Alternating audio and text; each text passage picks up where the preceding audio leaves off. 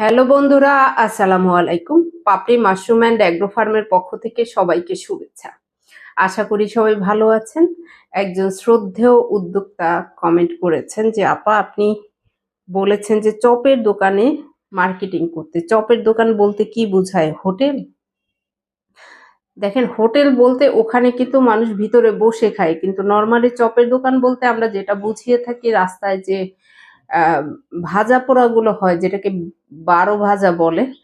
বিভিন্ন হোটেলের মতো করে শুধুমাত্র সারাদিনই যে ভাজা পোড়াগুলো করে থাকেন অথবা বিকাল বেলাতে যে ভাজা পোড়াগুলো করে থাকেন, সেটা হতে পারে হোটেল ছাড়াও স্কুলের পাশে হতে পারে অথবা এরিয়ার মধ্যে হতে পারে, বা হোটেলেও এগুলো মোটামুটি সব হোটেলগুলোতে চালু নেই, তো কিছু কিছু হোটেলগুলোতে চালু আছে কিন্তু সংখ্যায় কম।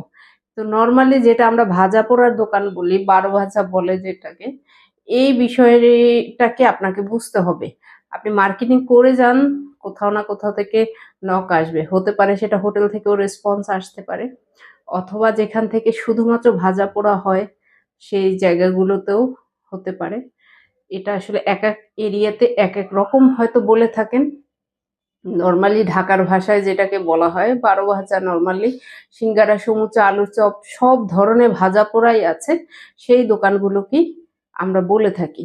আশা করি ভিডিওটি দেখে আপনি নিজে বুঝতে পারবেন, এবং যারা বুঝতে পারেননি তারা এই ভিডিওটি দেখে ক্লিয়ার হয়ে যাবেন।